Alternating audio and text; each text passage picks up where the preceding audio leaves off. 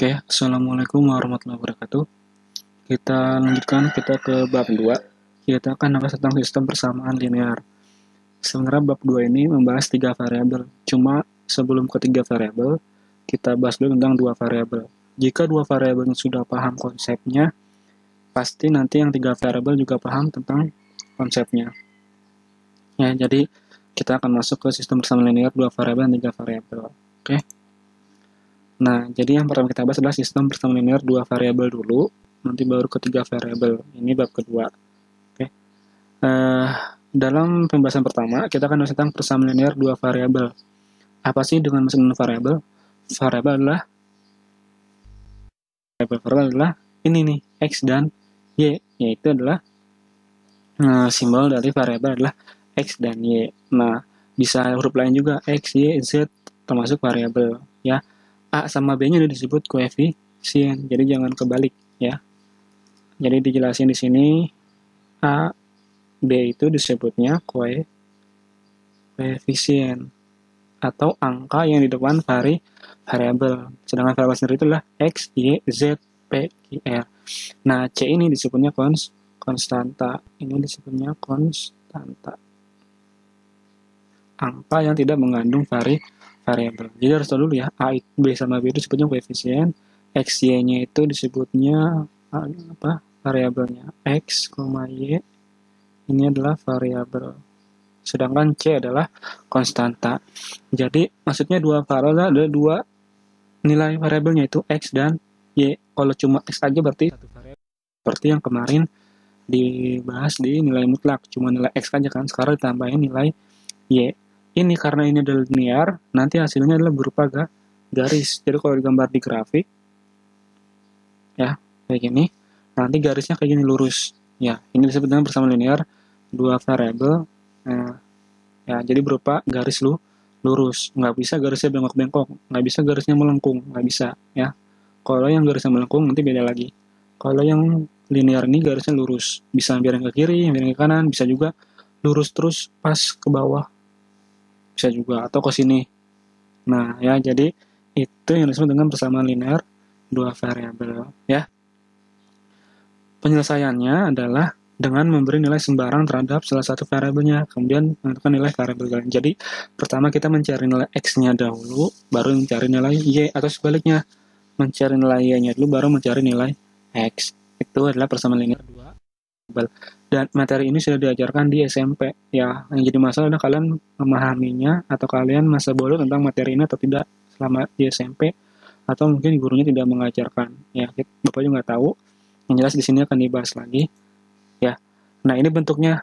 Jadi ini bentuk persamaan di sistem ya. Jadi kalau ada sistem itu berarti minimal ada dua persamaan. Ini kan ada satu, ada dua. Nah, makanya disebut sistem persamaan linear dua variabel. Oke? Kenapa disebut sistem? Karena ada dua persamaan. Ini persamaan satu, ini persamaan dua. Nah, persamaan satunya adalah A1X ditambah B1Y sama dengan C1. Nah, persamaan keduanya A2X ditambah B2Y sama dengan C2. Ya, jadi variabelnya sama X sama Y, juga X sama Y. Yang beda adalah angkanya.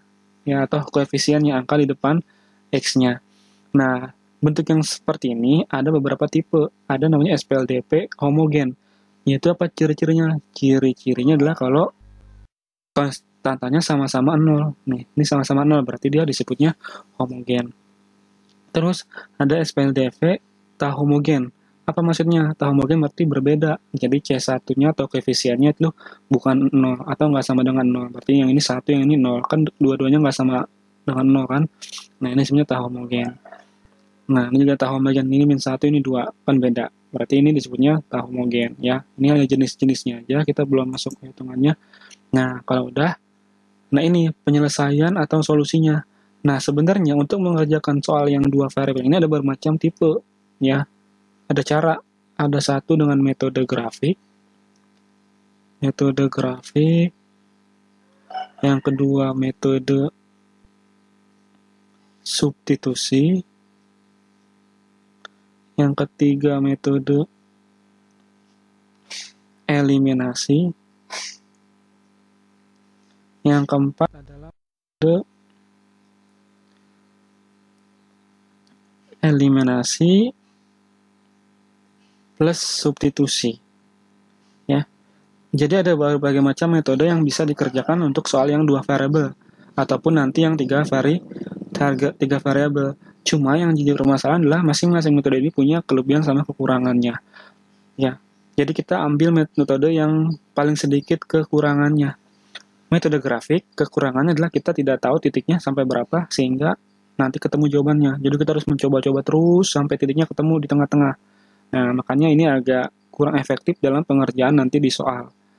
Metode substitusi, ini kekurangannya kalau angka ini A1, B1, A2, B2, itu angkanya lebih dari 1.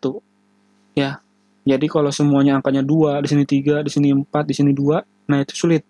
Minimal salah satunya nih, antara yang A1, B1, A2, B2 ini ada angka 1 aja. Kalau ada angka 1 aja, mudah. Tapi kalau di sininya lebih dari 1 semua nih, misalkan ini 2, ini min 2, 4, ini 5, nah ini sulit untuk metode substitusi.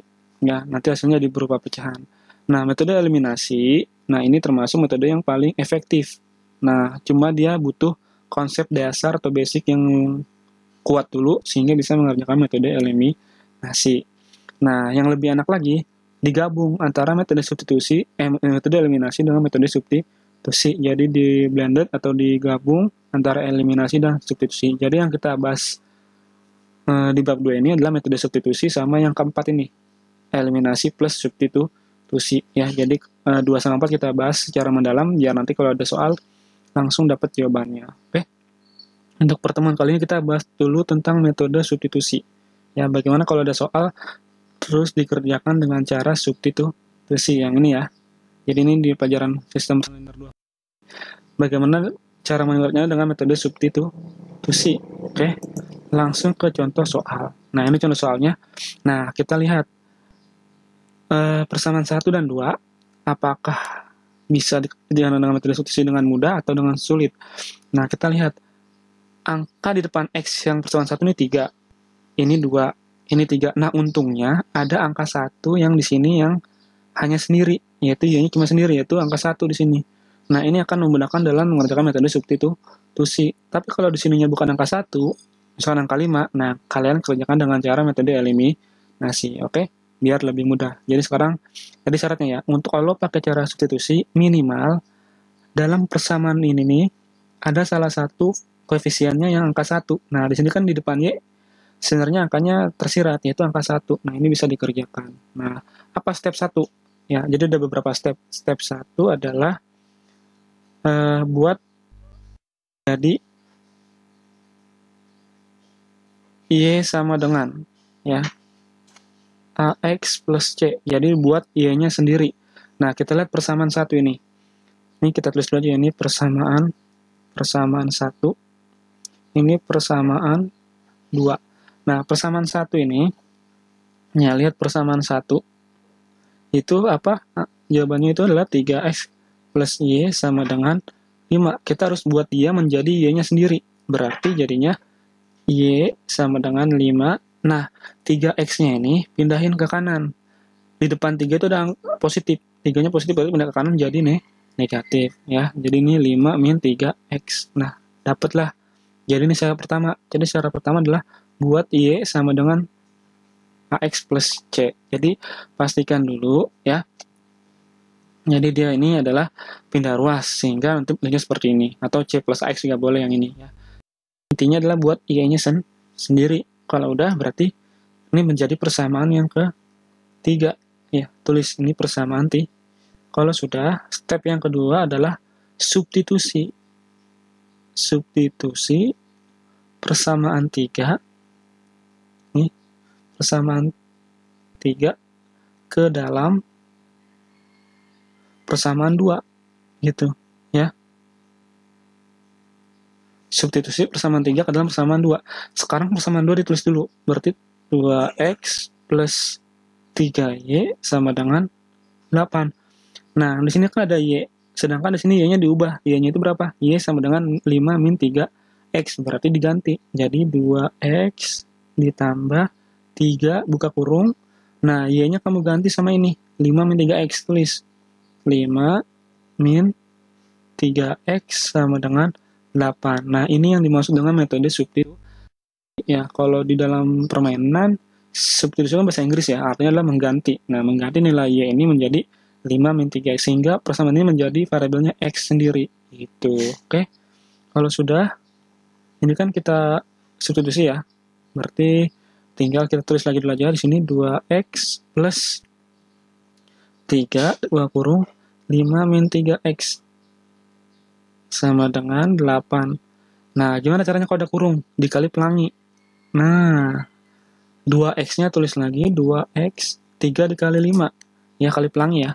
3 kali 5 berarti berapa? 15. Sip, 15. Terus 3 dikali min 3, berarti min 9. Ini min 9X sama dengan 8. Kalau sudah, nah ini kamu kurangin 2X dikurang 9X. Kalau kalian masih bingung cara ngurangin, gini aja. Dia punya uang 2, hutang. Punya uang 2, hutangnya 9. Berarti tinggal berapa? Tinggal 7. Karena hutang berarti negatif. Ya, jadi ini 2X dikurang 9X jadinya min 7X. Ditambah 15 sama dengan 8. Nah, 15-nya pindahin lagi ke kanan. Ya, jadi min 7X sama dengan 8 min 15. Seperti itu, ya. Jadi min 7X sama dengan, nah kayak tadi, punya uang 8, hutangnya 15, berarti tinggal 7, berarti ini min 7. Kalau kalian masih bingung cara pengurangan gitu aja. Ya, punya uang 8, hutangnya 15, berarti min 7. Nah, ingat, kalau ada X, sebelah kirinya ini nggak boleh ada min. Berarti dia gimana caranya? Nah, caranya adalah, sebenarnya bisa langsung dapat jawabannya. X sama dengan min 7, pindah ruas ya, jadi min 7. Jadi min 7 yang ini, pindah ke bawah, jadi pembagian. Awalnya kan dia min 7 kali X. Min 7X itu kan perkalian. Jadi min 7-nya pindah ke bawah, jadi dibagi. Nah, min bagi min itu plus 7 bagi 7 berapa? 1. Berarti dapat X sama dengan 1. Gitu ya. Nah, nanti kalau misalkan ada lagi, dikalikan min gitu, boleh. Ya, jadi pokoknya kalau pindah ruas, ikut semua. Minnya diajak nih yang ini. Ya. Ya, jadi kalau perkalian pindah ruas jadi pembagian. Min bagi min, hasilnya plus 7 dibagi 7 hasilnya 1. Dapat X-nya 1. Yang belum apa? Yang belum Y-nya. Nah, kalau udah, gantian. Substitusi lagi. Substitusi X sama dengan 1 ke dalam persamaan Y sama dengan 5 min 3X. Nih, substitusi X sama dengan 1 ke dalam Y sama dengan 5 min 3X. Ya udah, berarti ini jadinya Y sama 5 dikurang 3, X-nya ganti sama 1. Gitu, berarti Y sama dengan 5 dikurang 3 kali 1 berapa? 3. Berarti Y-nya 2. Berarti Y, ya, nggak muat. Berarti di sini aja ya. Ke sini, berarti Y sama dengan 2. Maaf ya, ini nggak muat, berarti ke sini aja. Ya, jadi didapatlah Y sama dengan 5 min 3, Y sama dengan 2. Seperti itu. Jadi stepnya adalah buat menjadi Y-nya sendiri. Kalau sudah, substitusiin persamaan yang tersebut ke dalam persamaan yang kedua, didapat nilai X-nya atau nilai Y-nya, kebalikannya boleh. Kalau sudah dapat salah satunya, cari yang X-nya lagi. Ya, sekarang kan dapat X-nya 1, gantian cari yang Y-nya. Manfaatkan X yang sudah ketemukan, Y-nya sama dengan 5 min 3X, X-nya sama dengan 1. Nah, 3 dikali 1, 3. 5 kurang 3 berapa? 2. Berarti Y-nya sama dengan 2. Berarti kesimpulannya, ya, kesimpulannya HP-nya itu adalah, kamu tulis berapa aja X-nya. X-nya 1, Y-nya adalah 2. Selesai. Ini jawaban di pilihan ganda atau di esai nanti. Harus sampai HP-nya ya. Nggak boleh cuma sampai sini. Ya, itu akan mengurangi nilai. Harus sampai sini, harus sempurna. Kalau bisa harus sempurna. Ya, berarti HP-nya 1,2. Ini yang disebut dengan cara metode substitusi. Oke? Untuk pertemuan ini kita bahas dulu metode substitusi. Untuk pertemuan selanjutnya kita bahas metode eliminasi dan substitusi. Baru kita masuk ke yang 3 variabel. Oke? Semoga dapat dipahami. Jika belum, silakan diulang terus sampai paham. Ya. Nah, nanti kalau masih belum paham juga, ya bisa langsung chat Bapak melalui WhatsApp. Ya, terima kasih. Wassalamualaikum warahmatullahi wabarakatuh.